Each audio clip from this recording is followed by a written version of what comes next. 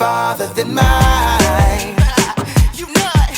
Your hand is reaching out for my hand. Yeah, you're good. Oh, my savior, you're good. You're too good. Yeah. So I trust, even when I don't understand. Whoa. Every step I take, every move I make, I will follow, follow, follow. Follow you. Follow every day. Yeah, yeah. So every single moment, every single day, I will follow, follow, follow. Follow every day. Whoa.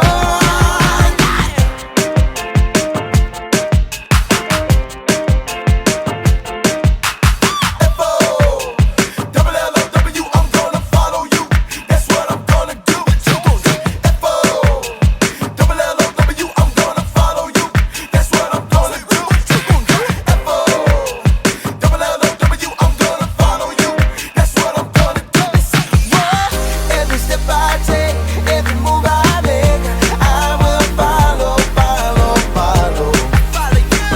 Follow every day. Yeah, yeah. Every single moment, every single day, I will follow, follow, follow. Follow every day. Whoa.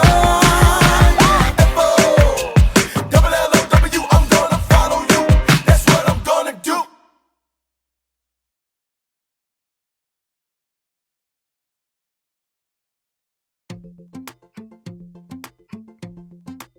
Welcome to Story Lab. This week we're gonna meet a colorful guy who is feeling blue because his brothers were green with envy. But he was tickled pink when God showed him the silver lining. That's pretty good.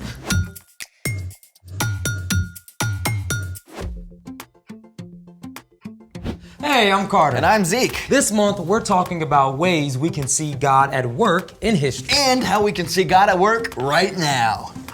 And we're doing this again. Oh yeah, but this time it's different. Before, I didn't have a catchphrase or my super secret superhero alter ego. Now I am Captain Zeke.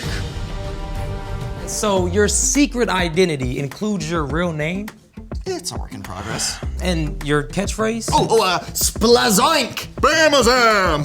Shamoon! It's also a work in progress. I would assume that Captain Zeke has a superpower? Oh, yes. Using the fabulous powers given to him when standing too close to the microwave while nuking a burrito, Captain Zeke has the power to move objects using only his mind waves. Yeah, that's what you said last time. Care to demonstrate? Happy to oblige, good citizen. Here, there. Ooh. Okay, now I will move the cell phone from the table to my pocket without touching that backpack. Man, get out of here. You can't do that. Yeah, it's already done. Look, Let me see. see, I didn't touch the backpack. Behold the power of Captain Zeke. I can't believe I just fell for that. Shaboodle! You know, a cape usually causes trouble for a superhero. Do not mock the power of the cape. No, I'm not saying what you wear doesn't matter. In fact, it can affect you and how you feel. Oh, really? And I know a way to prove it. Well, what are we waiting for? Let's do it! Did you know the color of your clothes can affect how cool you feel? Though, scientifically speaking, I always feel cool. That specific data aside, let's test this theory. If you will, amigo. All right. So we got white, Yeah. orange, and black. Yeah. So, what do you think? Will one of these t-shirts hold more heat from the sun than the other one? Well, where's the sun? Sun? These lamps are gonna be our sun today, but you can do this outside on a sunny day. And these will Yes, help. indeed. Step 1, place a thermometer under each shirt. Now, we'll wait at least 15 minutes, then see if the color of each shirt has an effect on the amount of heat it holds. 50 or 15? 15. 15, Yep, okay. Yep. That shouldn't take too long. No. The Fast-O-Matic? Fast on that. Yep. That's 15 minutes. Carter, what's the temperature of your white shirt? Okay, let's see. I got 80 degrees. All right. Will the temperature for the orange shirt be higher or lower than 80 degrees? What do you think? I say warm. Okay.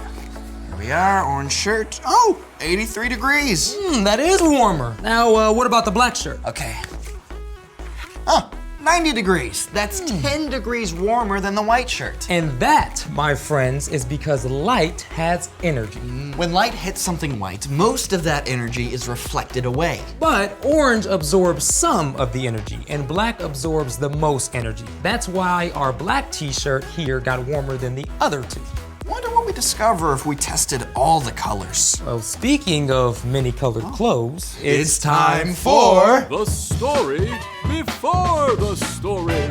Today we're in Genesis, the very first book in the Bible. In the beginning, God created the whole world and everything in it, including people. we were made in the image of God, to be friends with God. But the first people chose to go their own way. When they turned from God, the world was broken, and so was our friendship with God. Sin and darkness crept in. But from the beginning, God had a plan to restore it all. God chose a man named Abraham and promised to bless the whole world through his family. Abraham had a son named Isaac, Isaac had a son named Jacob, and Jacob had 12 sons. which is where our story starts. Take it away.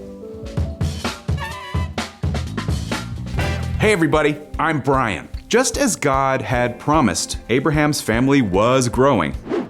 His grandson Jacob had 12 sons and 1 daughter. Can you imagine having that many siblings? It's a whole football team!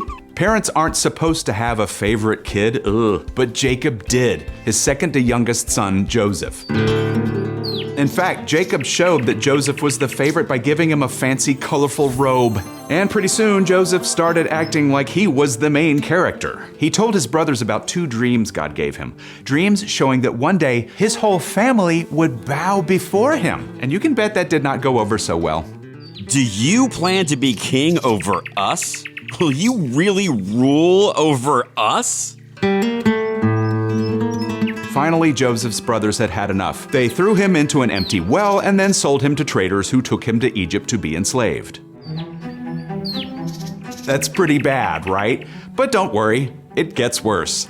In Egypt, Joseph was put to work in the house of Potiphar, who served as captain of the guard for Pharaoh, the king. Now, Joseph could have thrown a pity party for himself and given up, but instead, Joseph trusted God and worked hard. He quickly earned Potiphar's trust. From this moment, I place everything in my household under your direction.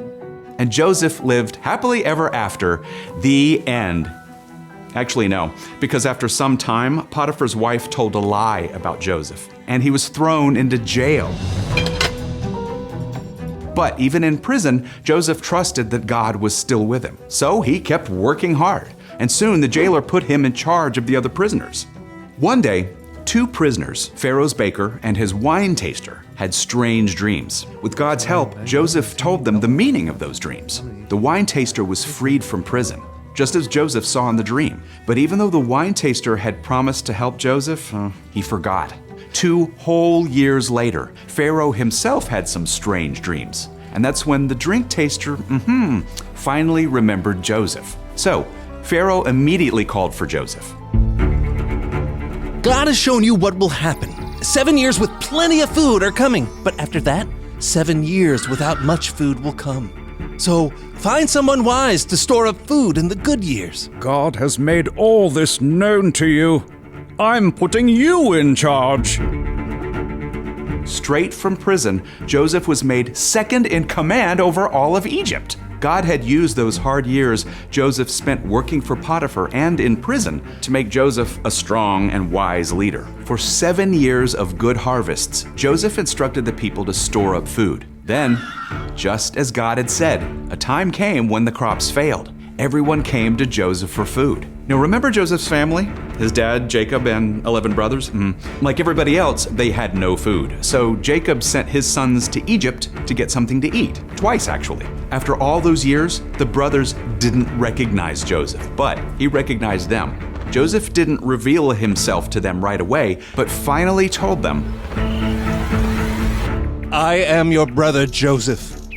I'm the one you sold into Egypt. The brothers were terrified. What if Joseph wanted to pay them back for the terrible way they treated him? Don't be angry with yourselves. God sent me ahead of you to save many lives. Then Joseph instructed his brothers to bring Jacob and all their families to Egypt, where they would have enough to eat for the remaining 5 years of famine. As Joseph told his brothers, "You planned to harm me, but God planned it for good." Because Joseph continued to trust God when things got tough, God used Joseph to save his entire family. And more than 1,000 years later, Jesus, God's son, would be born into this same family. The end. Joseph's story just kept getting worse and worse. Yeah, until God came and took him from the prison straight to the palace. Yeah, God can bring good from even the most difficult stories. So, what's our part in the story? Well, Joseph faced some pretty terrible situations, but instead of giving up, he trusted that God was still at work in his life. His faith helped him keep going, even when things got tough. And faith is trusting in what you can't see because of what you can see. When we look at Joseph's story and the ways that God has worked throughout history, we see how God can bring good out of hard things. So, when something difficult or unfair happens, you can trust that God is still with you. Like if your entire class gets punished for something that only a few kids did. Or you get sick and you have to cancel your birthday party. Or you don't get to play as much as the other kids on your team. When you have to deal with hard things, remember that you are not alone. In the Garden of Gethsemane, Jesus himself faced arrest and even death, but he chose to trust that God would bring good from even this terrible time. And because of Jesus, we can be restored to relationship with God forever. Now that's what I call good. You got it.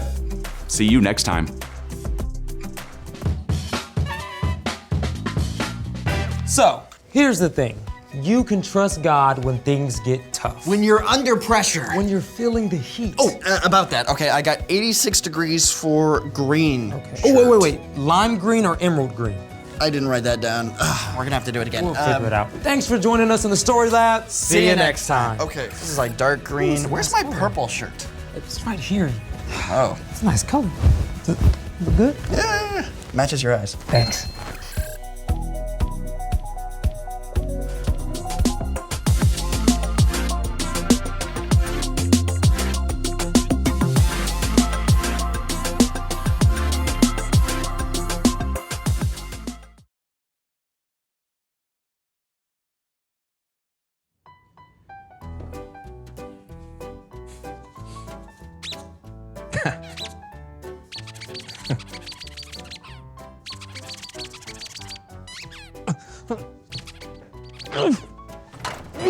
Hey, John! Oh! I invented a teleportation machine. What? Yeah. No, if you'd invented a teleportation machine, you would have teleported in here instead of walking through the front door. No, here, I'll show you. Here, take that. Okay. Okay, press that button, and my teleportation suit will teleport me. Okay. See? Brandon, you didn't move! I did. No, I'm sorry, I did. but there's no way that this thing will make you teleport over and over again. Watch, I'll just click it over and over again. John! Stop! Ah! Ah! Ah! Ah!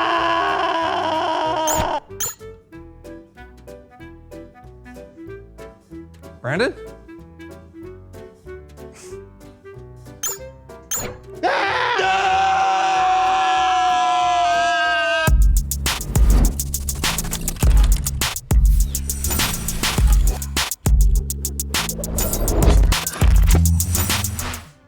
Hello, all you so-and-soians. I'm John. I'm Brandon, and this is the So-and-So Show. Brandon, what do we have in store for today? Oh, John, something exciting. Do you know who I'm a big fan of? The ice cream man. No. The wagon wheel of cheese guy? No. Abe Pagoda. No, yes.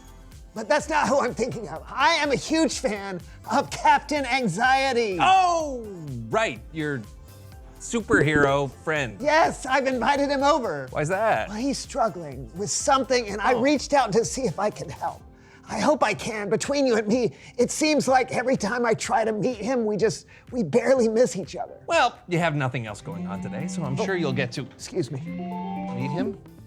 Hello? What? You're kidding. But how? No. Yes. Yes, I'll be right there. What's wrong? Something that requires me to leave unexpectedly.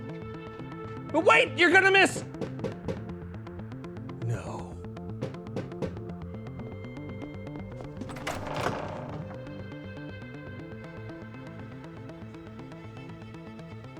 Hello? Hello?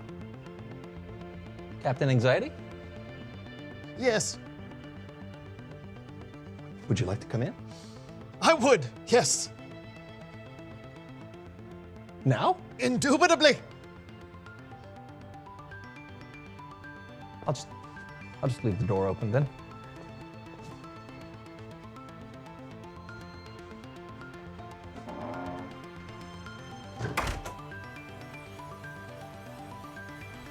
Have a seat.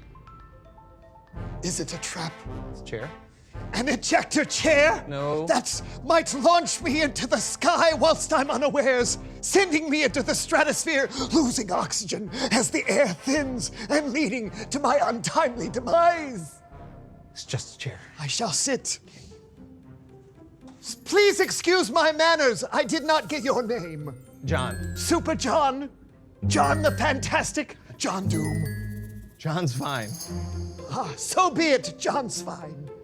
Okay. Listen, my buddy Brandon is a huge fan, and I'm sure he's going to be back here in a minute. I'm sorry, John's fine. I do not have a minute to spare. I am already running late to my superhero team tryout. Sidekick Brandon was going to help me. Oh, well, you know what? Maybe I can help. What do you have to do for this tryout? The team wants us to demonstrate feat of strength. Oh, well, I'm sure you can do that. Alas, I do not have good feet. They are flat. There are no arches. And they are very weak. Plus, I am afraid of feet. Ah! It's the spaces between the toes. You never know what's growing there. Yeah, okay. First, gross. Second, I think you've misunderstood the tryout. Okay? They're asking for feats of strength. Feat. They just want you to demonstrate what your powers are. It has absolutely nothing to do with feet. Really? Well, that's an entirely different story altogether. My superpowers, let me think. I am proficient in alphabetizing my grocery items at the checkout line. Why do you do that? Well, so no item gets preferential treatment. I'd hate to hurt my food's feelings. Produce bruises easily. Yeah. Anything else? I can look at tall buildings with a single glance. Hey! Yeah, there. You've got spatial awareness. Yes, I do. Ah! Sorry, it was just my cape. Hey. Say, what's the name of this superhero team you're trying out for? The League of Feet. The League of Feet? Yes. Yes.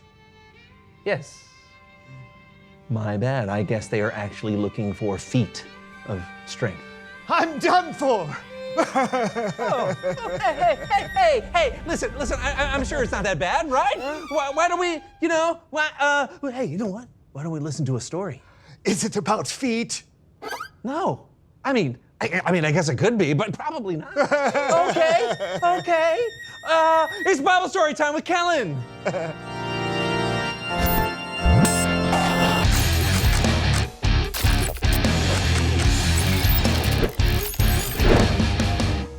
Hey, my friends, what is up?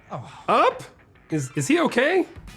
Struggling a bit. He's concerned his feet aren't strong enough to demonstrate feat of strength for a superhero team tryout. Oh, well, see, it's feats of strength. For the League of Feet. Oh, that's not fun. No, Captain Kellen.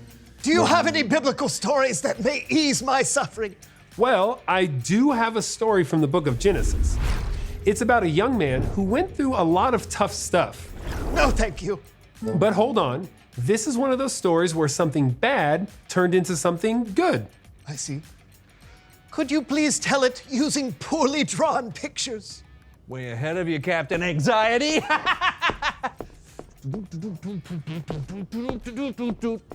I got your pictures right here, Kellen. Oh, I'm really excited about this. Thanks for the assist. This does bring me a modicum of mirth. Great. Then let's get started. God made a promise to Abraham that he would have a huge family. Abraham had a son named Isaac, and Isaac had 2 sons named Jacob and Esau. And Jacob had 12 sons, but his favorite son was Joseph. Boom. Is that Joseph? That is delightfully poor. What? No, it looks just like him. Awesome. So Jacob gave Joseph a very special coat. Joseph's brothers weren't too happy about Joseph being the favorite son. They're not quite angry enough.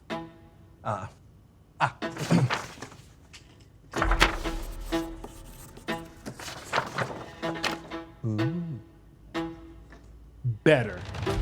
It made Joseph's brothers even angrier when he told them that he had a dream that all the brothers would bow down before him. So his brothers took Joseph's coat, beat him up, and threw him down a well. Okay, I see that well. Not bad. I disagree. Being beat up and thrown in a well is very bad. But is this when the something good happens? Well, sort of. One of the brothers felt bad about leaving Joseph in the well and went back to get him. I am relieved. But the other brothers decided to sell Joseph into slavery. Sold him? Sold him!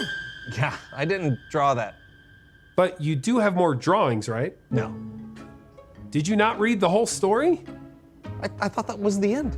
Well, get your art supplies ready, because we have a lot of story to tell.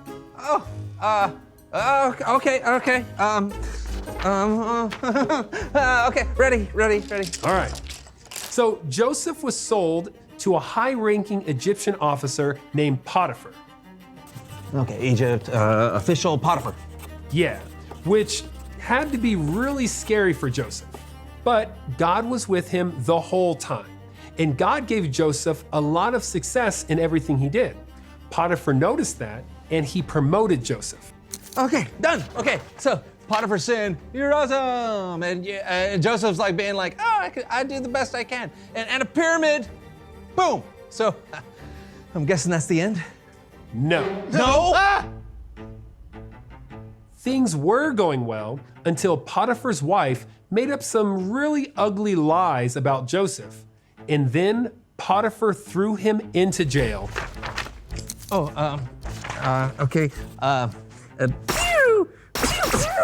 See, okay. I don't think laser beams came out of Potiphar's wife's eyes.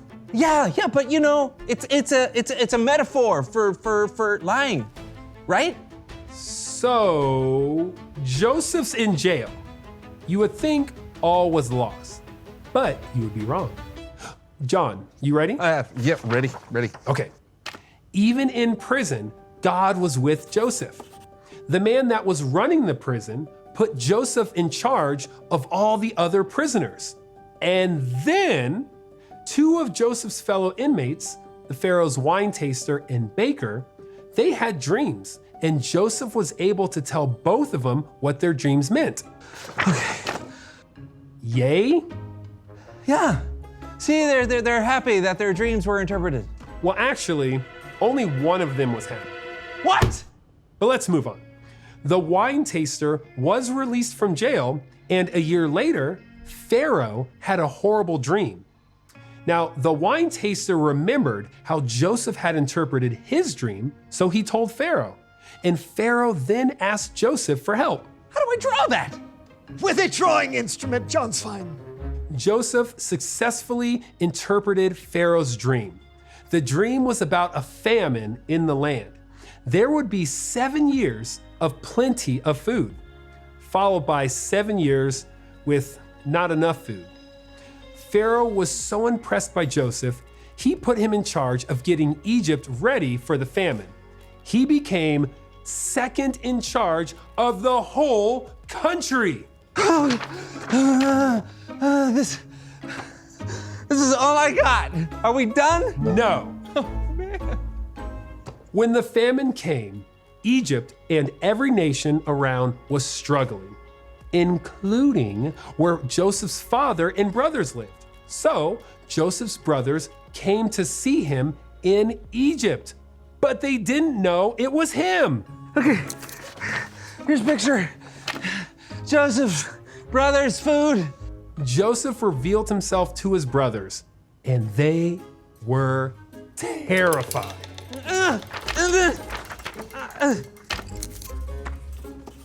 There, and then for revenge for trying to kill him, Joseph shot laser beam from his eyes. Pew, pew, pew, pew. No. In fact, it is in this moment that Joseph did something amazing. He looked at his brothers and forgave them. He said, I am your brother Joseph. I'm the one you sold into Egypt. But don't be upset and don't be angry with yourselves because you sold me here. God sent me ahead of you to save many lives. I'm sorry, Caleb. I can't do it. I can't draw these. It's too hard. Look, this is all I got left. It's horrible. Actually, it's kind of perfect. May I?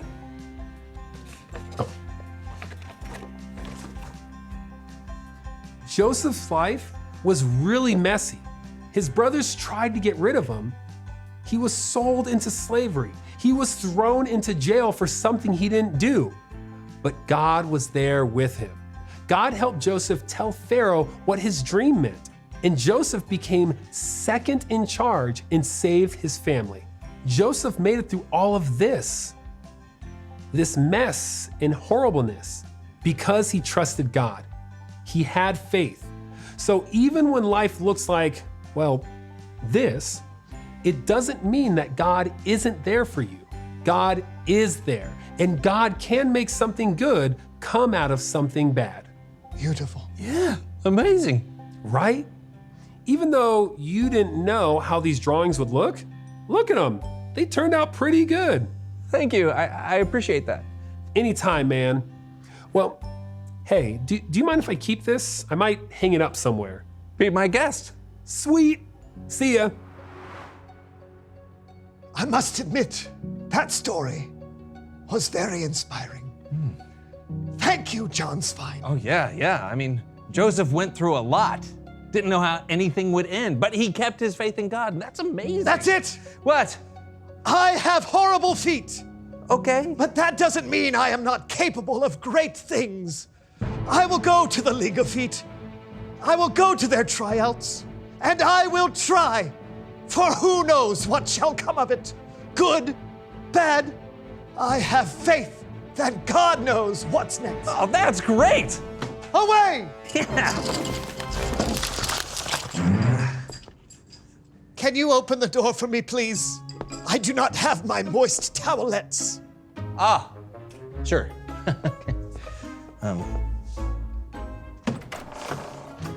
you. Away!